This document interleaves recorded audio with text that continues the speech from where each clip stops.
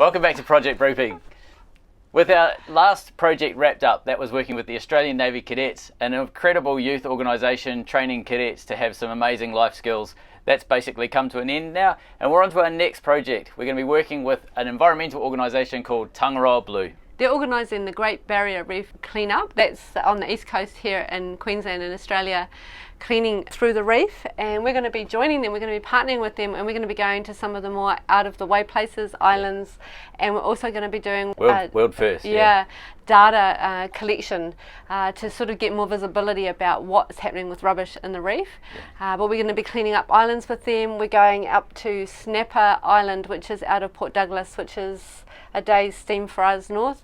We're going to be meeting up with some volunteers. AJ's going to be coordinating with Alena, and we're going to be cleaning up Snapper Island as our first port of call. Yep. Birk and Alena are back. Alena finished her second talk, which went really well. She was really pleased with it. And Birk flew in not long ago. I think they've been with us less than a week. Yeah. Birk left from Hamburg and arrived 33 hours later.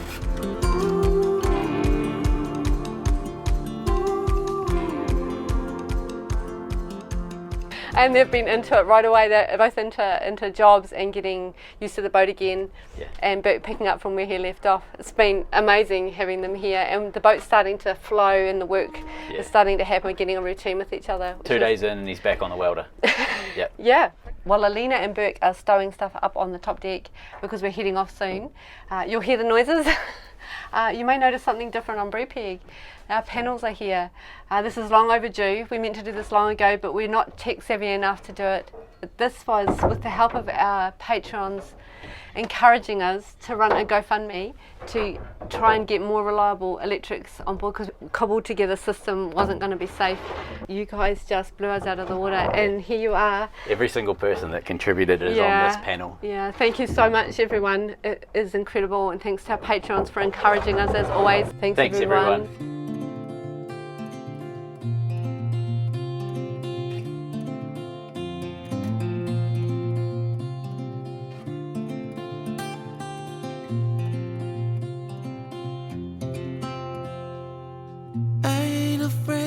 The dark, 'cause once you let the light in, you won't see the beautiful stars shining down from afar. So last week we said that we'd announced where we're actually heading after this project. We're heading up to the Torres Straits as part of this project, and then from there we're heading north. We're going to be going into Indonesia, and we're heading towards the Philippines. So whether we get to the Philippines or not, we'll find out, but we know that we're going into Indonesia at this stage, and we may be going straight through Indonesia north, or we may be going sort of more turn left and sort of head along Indonesia. That's a little bit with an asterisk on it. Depends on projects. Does depend on projects. Yeah. And there's a couple of projects that we're talking to and that could go either way, so that's why we can't lock it in right now. But we do know that we're leaving Australia and we're heading into Indonesia, so hopefully by middle of November we will be in a different country. Yeah. So it's north, heading Philippines, north. Yep. Or slightly west. Yeah, yeah. And there is a very vague possibility we may go north and back to the Pacific. Yes, across. that's true. Yeah. Yeah, so we'll keep you posted. There's lots of things in the background at the moment. And as always with Brupeg, it depends on where the projects are as to where we end up heading. So very exciting. Yeah. So we're getting ready to go, getting last edits done, finishing off a little bit with the Navy Cadet work. Yeah. And in the background, frantically trying to load parts onto the boat before we no longer have access to parts. And today you'll see some of the jobs with the guys on board, and then we're heading north. So we'll keep you posted.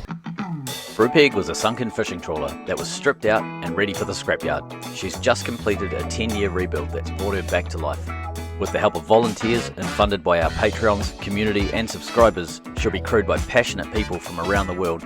If you'd like to be involved and support the project, please consider joining us on Patreon or subscribe to the channel. There's a link in the description below. That's a CGI of a toilet seat upgrade. I'm halfway through destroying the toilet seat to get the old one off because the little bolt things have, well, they've kind of plastic welded themselves in there. I've managed to find some stainless hinges, so we're going to pull this apart, wrench these things off, get rid of the old seat, and fit a nice wood one.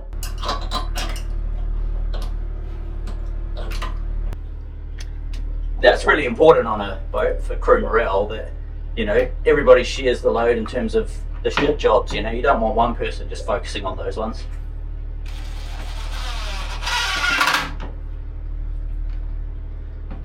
Well, honkly dory, look at that.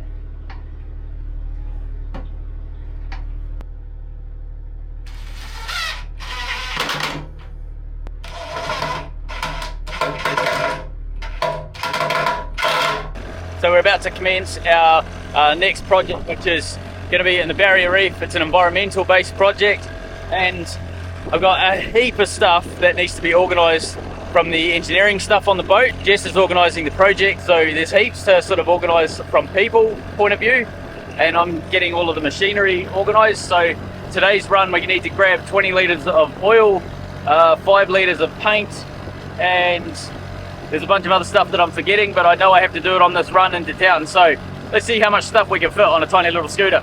There we have one scooter at 50% load capacity. Right, I made it halfway back home. I've got the paint, so we've got some new primer as well as some paint stripper for the outboard. The plan with the outboard is because the paint is 40 years old, 41 years old, something like that, 1984. So the plan is, because the paint is old, it's stuffed, it's starting to corrode off and what have you. So rather than just leave it like that, which I suppose we probably could, and just bodge the outboard together, but we also want it to look nice. So very noisy right next to a main road. So we've got some paint stripper. We're going to get rid of the old paint, and then we're going to use Jodomastic 90, our standard etch that we use for pretty much everything, and that's going to be our base, and then we'll go up to Hardtop Ultra and get a nice gloss finish on it. I'm also working on some shelves. There's 4 of them. They go in the wardrobe area of the new cabin, and this has all been overseen by Miss Chief.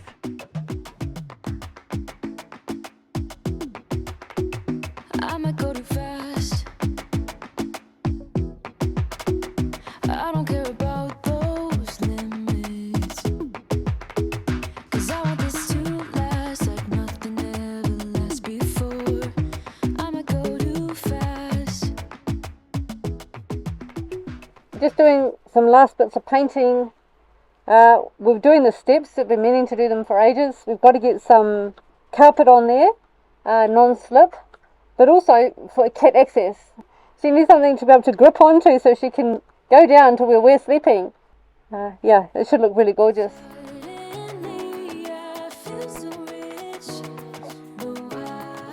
It's quite good when you do these jobs that you've been meaning to get to for ages, because you see where we forgot something. If you look under the stairs, there's a big gap. I gotta seize the moment. Have you even noticed? Are you thinking about me? Are you thinking? And we need to find a place to put the scooters so they're out of the way. We're thinking up under the back deck roof is the best spot. Find all the scooters to within this one run, and that still leaves that one available for nets all the way across. Yeah, nice. And we've got the tags too. Yep. We'll lose some of these, but we've got the tags available for netting. And then, of course, the inevitable endless discussions about how to do it. Okay. Bloody perfect. Look at that. I just welded it straight onto that. Oh, yeah, okay. Like that in a bracket, like something Yeah. just coming off. Yeah, no, that's the best place. Hope it's not this time. 'Cause I might go too fast. Suddenly I feel so rich. No, I don't believe. I can't let this sit. Gotta seize the moment. Have you even noticed? Are you thinking about me? Are you thinking about me? I'm having a hard time not doing anything. We've got so much going on, it's crazy. So we're about to push off north to our next project. To do that, we needed a freezer, so we need to have a lot more food storage for meat and other things to keep us going offshore. So we got a small freezer that we can put downstairs. We've also got a sheet of plywood that is being made into some seating up in the wheelhouse. Tomorrow we have one of the representatives of Tangaroa Blue. So they are working with us for the next month or two as we go right up to the top end of Australia. They're working with us to clear marine debris off beaches, islands, remote places, that sort of thing. Right, mission success. What is this? This is the thing that we've just picked up. It's basically a commercial fishing GPS tracker, so it's solar powered, has a battery in the bottom there, and it pings GPS positions. This is used in the fishing industry to locate buoys, fishing lines, like long liners will use these, any sort of drift netting, like basically anything where you'd leave the fishing gear and then you'd go and set another lot, 10 miles away. This tells you where the first lot is so you don't lose it. However, these things always go loose, and when they're picked up, Tangaroa Blue uses these to track basically ghost nets. That's an excellent segue into what is a ghost net. So a ghost net is basically any fishing gear, like say a free floating net for example, that's lost its tracker and it's just basically out there floating randomly, killing everything that it vacuums up. So it's really important that ghost nets are pulled out of the water, because they don't do anything other than break down into microplastics and go into the water, and then whilst they're not microplastics and they're still a net, they kill everything that comes in contact with them. So why do we have one of these boys? Well, we're in partnership with a place called Tangaroa Blue. They're an organisation that does a lot of like rubbish cleanup and tracking of marine debris to basically get it out of the water. So if it's something that's too big for us to physically lift onto Brupeg, we put the tracker onto it, and then they send boats out to pull with cranes and barges and things to basically pull this stuff out of the water. So as part of our trip right up the east coast of Australia to the very top, we're going to be working with Tangaroa Blue to clean up beaches, get people out to remote islands so that we can make sure that they're cleaned up as well. And then also, if we come across anything in the water, we're going to be putting the tracker on it. We've got a training on those trackers tomorrow, so Brett is turning up to do that with us. And then the following day, the day after that, then we've got a media day to go through all of the different things that we're doing for the media. It feels like it's been the whole time we've been in Cairns. It's been chaos. I'm really looking forward to a bit of tidy, I have to say. Right now we're just going to clear the back so that the guys start cutting the wood for the wheelhouse. So obviously the first place to start when cutting wood for the wheelhouse is to lift the floor in the middle of the saloon and install a new freezer so that we can go away for a long time without losing all of our meat, obviously.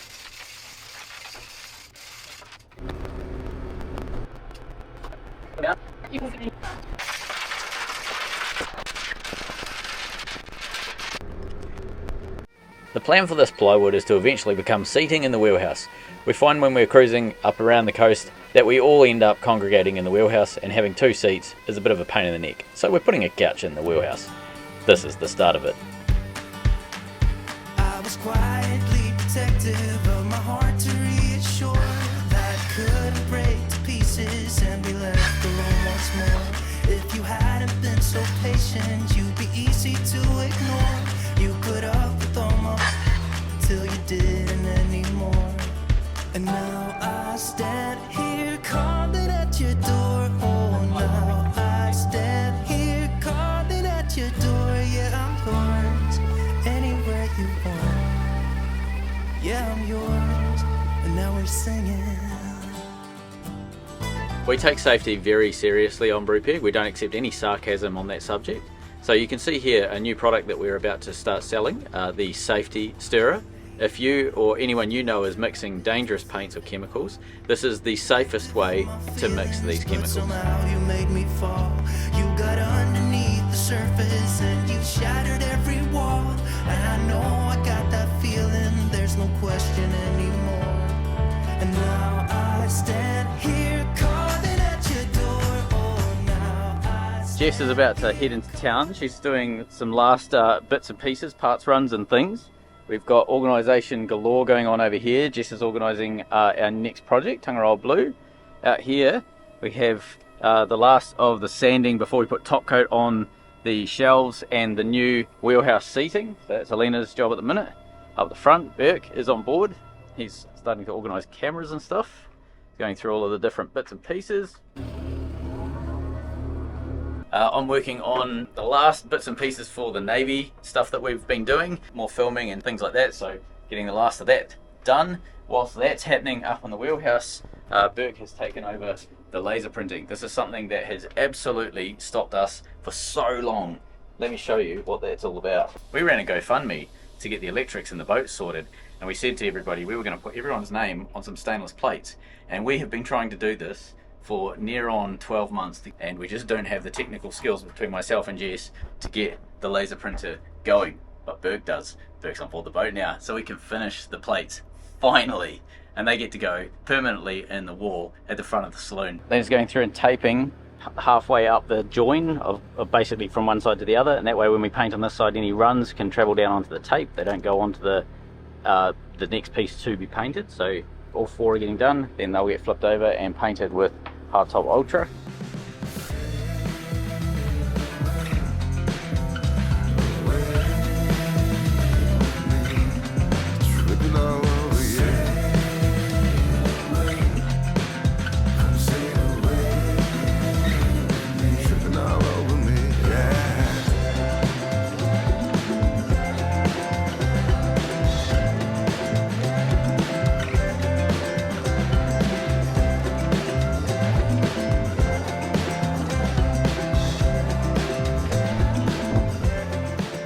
So we need to clean the side of Brupeg. There's the antifouls getting a bit sort of grubby and weedy and everything like that. So we're making a scraper. I saw a design like this when I was about 10 on a mussel farm in the Marlborough Sounds with my dad, and I always logged that in my head for some reason, and today's the day, like 30 years later, we're going to build a design like that. Basically what it is an aluminium scraper like this, attached to a long pole, about 1.5 meters in this case, cut on a 45-degree angle.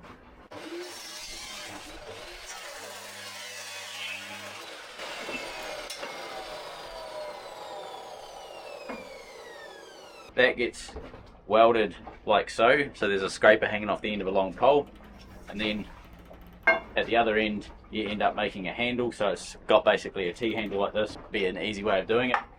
And then essentially what this does is, as you're pushing vertical, the water pressure on this pushes it against the hull and it goes down and scrapes. Now this potentially is going to be too like aggressive on the paint, and the aluminium might actually take some of the paint off. So we're thinking of bolting a high density polyethylene breadboard onto the bottom of this and just sort of have the plastic as the cutting edge, so it's a pretty soft, docile surface going against the antifoul. So we'll try that, we'll see if it's going to work. Okay, so Alena's in the engine room. She's learning how to alloy weld, so I'll leave her for like half an hour and she can just run a whole bunch of beads and start getting used to the feel of it.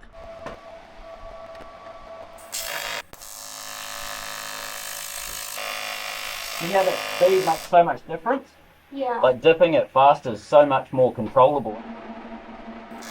Up in the wheelhouse, Burkosaurus and Gestastic. What do we call you? 2 bar. That's right. As Birk does the panels, he's teaching me as he goes. It's taking some time. In the direction.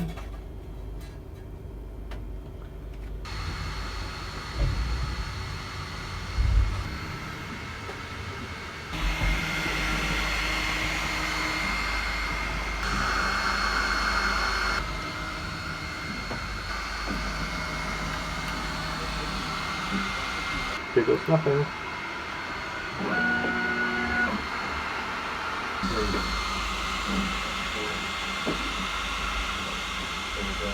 With a bit of welding under our belt, we had to move on and get the scraper that we were designing cut out so that we could start cleaning the bottom of the boat. And this is how it turned out, all welded up, and the guys have gone and bolted basically a breadboard onto it so that when we do the scraping, the aluminium doesn't touch the hull, it's just the plastic high density polyethylene. And we've made the breadboard quite long so that when it wears out, we can just keep extending it and it'll last for a decent amount of time. The other end, the guys have just put a T-handle on the end of it, pretty straightforward, easy. It seals off this center beam, so we think it might be able to float because this is a sealed tube now, so, and we can put a rope through here and have a lanyard if we want, but it's easy to sort of push down with the end of it. So yeah, nice and simple design. See if it works. Oh, I thought we were getting in the boat. Yes, we're getting in the boat, we're doing cleaning. Yay, cleaning!